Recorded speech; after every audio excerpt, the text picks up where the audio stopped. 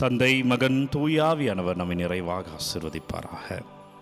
அன்பர்களே, சனிக்கிழமை தாய் மரியாள் சுபத்தில் இன்றைக்கு ஆண்டவருடைய வார்த்தை, இரு தலைவர்களுக்கு பணிவிடை செய்ய முடியாது. செல்வத்துக்கும் கடவுளுக்கும் நாம் பணிவிடை செய்ய முடியாது. ஒருவரை வெறுத்து மற்றவரோடு இருப்போம், ஒருவரை சார்ந்து கொண்டு மற்றவரை எதிர்ப்போம். எனவே கடவுளுடைய பிள்ளைகள் கடவுளுடைய பிள்ளைகளாக வாழணும். நான் கடவுளோட பிள்ளை அப்படின்னு சொல்லிட்டு எனக்கு பிடிச்சதெல்லாம் செஞ்சுட்டு இருந்துட்டு ஆண்டவருக்கு பிடிக்காததெல்லாம் செஞ்சுட்டு நம்ம ஆண்டவருடைய பிள்ளை என்று சொல்ல முடியாது. ஒரு முறை ஒரு பெரிய பணத்தை வைத்திருக்கிறான் ஒரு பையன், வாலிப பையன்.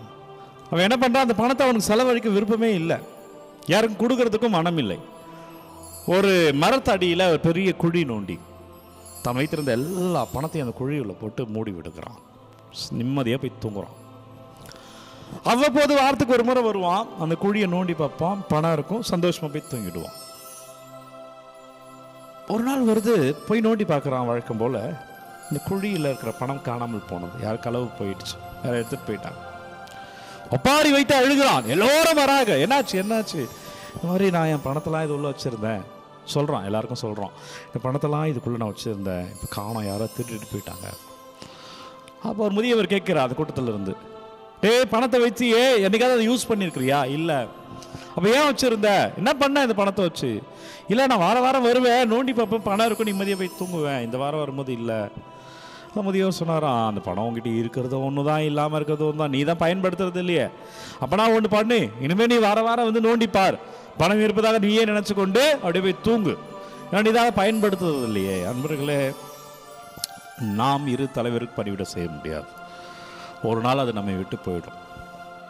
நம்ம வாழ்க்கை என்னைக்கு வேணால் நிறைவுங்க, என்னைக்கு வேணால் முடிஞ்சு வரும். மரணத்தை பற்றி நவம்பர் மாதம் இல்லவா, மரணத்தை பற்றி தியானிக்கிற, மரித்தவர்களுக்காக ஜெபிக்கிற இந்த நாட்களில் என்னைக்கு உங்கள் வாழ்க்கை முடிஞ்சிடும் உங்களுக்கு தெரியாதுங்க.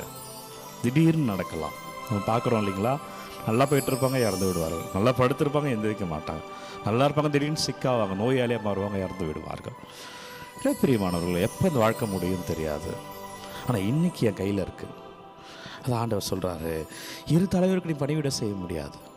நீ ஆண்டவருடைய பிள்ளை என்ற ஆண்டவருடைய பிள்ளையாக இருந்து விடு. இன்னைக்கு உன்னுடைய நாள் எடுத்துக்கோ. அந்த கதையில் வருவது போல தன்னிடம் எல்லாம் இருக்கிறது, ஆனால் அவன் பயன்படுத்தாமல் இருந்து மண்ணில் போட்டு புதைத்து வைத்தான். எவனோ ஒரு நாள் ஒருத்தர் எடுத்துகிட்டு போயிட்டான். நம்மகிட்ட ஜெபம் இருக்கு, பயன்படுத்தாமல் இருக்கிறோம், ஜெபிக்காமல் இருக்கிறோம், ஆண்டவரை பிடிக்காமல் இருக்கிறோம். அவரும் கூட தான் இருக்கிறார், அவருடைய மீட்க இருக்கிறார். ஜெபிப்போமா? நன்றி அப்பா, வல்லவரை நன்றி, நல்லவரை நன்றி. ஆண்டவரை ஆசீர்வதிங்க, வலிமையான இறைக்கிருபையில் வாழ்வோமாக. விண்ணப்பங்களை எல்லாம் ஒப்பு கொடுக்குறேன். பிள்ளை என்னவெல்லாம் விண்ணப்பம் அனுப்புகிறாங்களோ வல்லமையான நற்கருணை ஆண்டவர் உங்களை தொடுகிறார். ஆண்டவர் பெயரில் வாழ்வீர்கள். ஜெபிக்கிற பிள்ளைகளை ஆசீர்வாதத்தை அறுவடை செல்வீர்கள். இயேசு கிறிஸ்துவின் பெயரால் வாழ்வீர்கள். என்னவெல்லாம் விண்ணப்பங்களை அனுப்புவீங்களோ இயேசு கிறிஸ்துவின் பெயரில் விண்ணப்பங்கள் எல்லாம் ஆசீர்வாதமாக மாறுவதாக. நல்லது நடக்கும், அபிஷேகமாக வாழ்வீங்க. தலை வணங்கி இந்த ஆசீர்வாதத்தை பெற்றுக்கொள்வோம். எல்லாம் அல்ல இறைவன் நம்மை